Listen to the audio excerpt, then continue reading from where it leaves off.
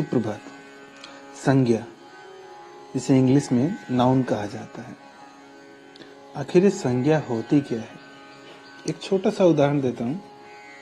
आजकल रामायण का जो धारावाहिक है फिर से दूरदर्शन पे चल रहा है, उसी से संबंधित करके उदाहरण है ताकि आसानी से समझ में आ जाए।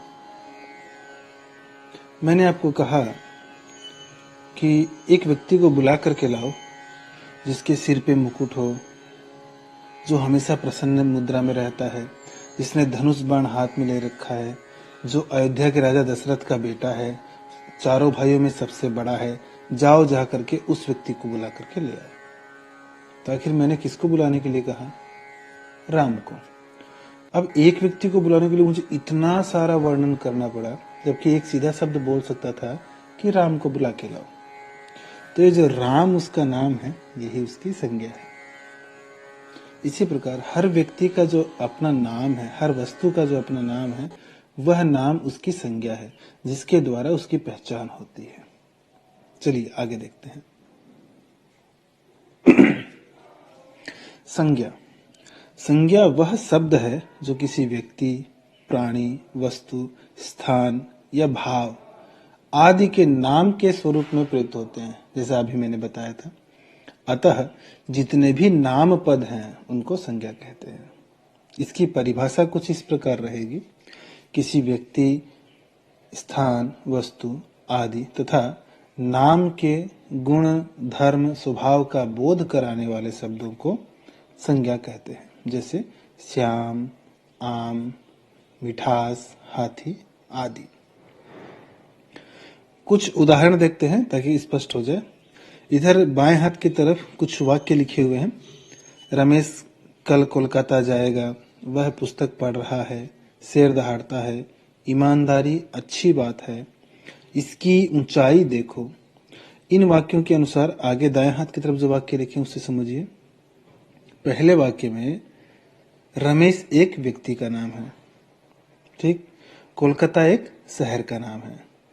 दूसरे वाक्य में पुस्तक एक वस्तु का नाम है। तीसरे वाक्य में शेर एक जानवर का नाम है। चौथे वाक्य में ईमानदारी एक भाव है, ईमानदारी का गुण होना, ईमानदारी का भाव होना। चौथे वाक्य में ऊंचाई से ऊंचे होने का भाव प्रकट होता है, ऊंचाई, लंबाई, गहराई आदि। संज्ञा के भेद कितने होते हैं? कितने टाइप की संज्ञा होती है? तो संज्ञा के मुख्य रूप से 3 भेद होते हैं। पहला व्यक्तिवाचक संज्ञा, दूसरा जातिवाचक संज्ञा और तीसरा भाववाचक संज्ञा। तो सबसे पहले जानते हैं व्यक्तिवाचक संज्ञा क्या होती है। व्यक्तिवाचक संज्ञा, या जिसे इंग्लिश में कहा जाता है प्रॉपर नाउन, वह शब्द जो किसी एक व्यक्ति, वस्तु, स्थान आदि का बोध करवाता है, उसे व्यक्तिवाचक संज्ञा कहते हैं। मतलब इंडिविजुअल, केवल एक व्यक्ति के बारे में जो बोध करवाता है, केवल व्यक्ति विशेष का जो ज्ञान करवाता है, वो व्यक्तिवाचक संज्ञा है। जैसे राम, राम व्यक्ति का नाम है। टेबल, टेबल बैठने का एक साधन है, किंतु एक नाम को सूचित कर रहा है। टेबल मतलब एक टेबल, इसलिए वह व्यक्तिवाचक है। दिल्ली एक राज्य है, किंतु पूरा देश नहीं है, इसलिए ये भी क्या है? व्यक्तिवाचक है। दूसरा व्यक्तिवाचक हो गया। दूसरी संज्ञा है जातिवाचक संज्ञा, जिसको हम इंग्लिश में कॉमन नाउन भी कहते हैं। जो शब्द संज्ञा किसी जाति का बोध करवाता है, वह जातिवाचक संज्ञा कहलाती है। अब जाति अर्थात, जाति मतलब एक विशिष्ट प्रकार का समूह, किसी एक पर्टिकुलर चीज के पूरे ग्रुप्स के बारे में उस तरीके से हो सकता है।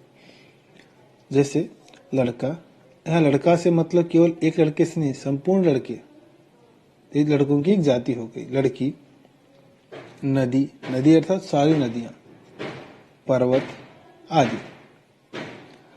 जातिवाचक संज्ञा के 2 भेद होते हैं।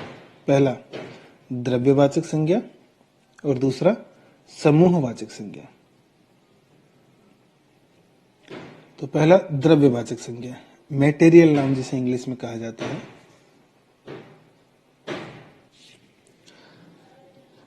द्रव्यवाचक संज्ञा मटेरियल नाउन जिस संज्ञा शब्दों से किसी धातु का, मटेरियल का, द्रव्य का या किसी सामग्री का या किसी पदार्थ का बोध होता हो उसे द्रव्यवाचक संज्ञा कहते हैं। जैसे गेहूं, ये भोजन की सामग्री है। चावल भोजन की सामग्री है। घी ये भी भोजन की सामग्री है जो सबको पसंद होता है। सोना ये आभूषण के लिए, गहने बनाने के लिए एक पदार्थ है। चांदी ये भी आभूषण बनाने के लिए एक पदार्थ है। तांबा एक धातु है जिससे बर्तन वगैरह बनाए जाते हैं। ऊन वस्त्र बनाने की एक सामग्री है। तो ये सारे की सारे द्रव्यवाचक संज्ञा है मटेरियल नाउन। मतलब कोई भी सामग्री हो उसका जो नाम होगा वह मटेरियल नाउन में या द्रव्यवाचक संज्ञा में आएगा। समूहवाचक संज्ञा, इसे कलेक्टिव नाउन भी कहा जाता है या हिंदी में एक और इसका नाम है समुच्चयवाचक संज्ञा। जिन संज्ञा शब्दों में किसी एक व्यक्ति का बोध न होकर के पूरे समूह, समाज का बोध होता है वह समूहवाचक या समुदायवाचक संज्ञा होता है। मतलब इसमें इंडिविजुअल न होकर के पूरे समाज का, पूरे समूह के बारे में जानकारी दी जाती है। जैसे सेना, अब सेना कहने का मतलब उसमें कई सैनिक होते हैं, कई प्रकार के अलग अलग रेजिमेंट होती हैं, लेकिन जहां समूह की बात हो गई वहां उसे सेना कहा जाता है। पुस्तकालय, पुस्तकालय में अनेक पुस्तकें होती हैं, यहाँ किसी एक पुस्तक की बात नहीं हो रही, इसलिए पुस्तकालय क्या हो गया, समूह हो गया। दल, अनेक व्यक्तियों से मिलकर एक दल बनता है या समूह बनता है। जैसे किसी व्यक्ति, चुनावी पार्टी का दल, तो चुनावी पार्टी के दल में अकेला व्यक्ति नहीं होता, बहुत सारे सदस्य होते हैं। तो ये समूहवाचक संज्ञा या कलेक्टिव नाउन कहलाता है। तीसरा जो है वह है भाववाचक संज्ञा, जिसे एब्स्ट्रैक्ट नाउन भी कहा जाता है। ये भाव से संबंधित है। जिन संज्ञा शब्दों से पदार्थों की अवस्था, गुण, दोष, धर्म, उसकी दशा आदि का बोध होता हो वह भाववाचक संज्ञा कहलाती है।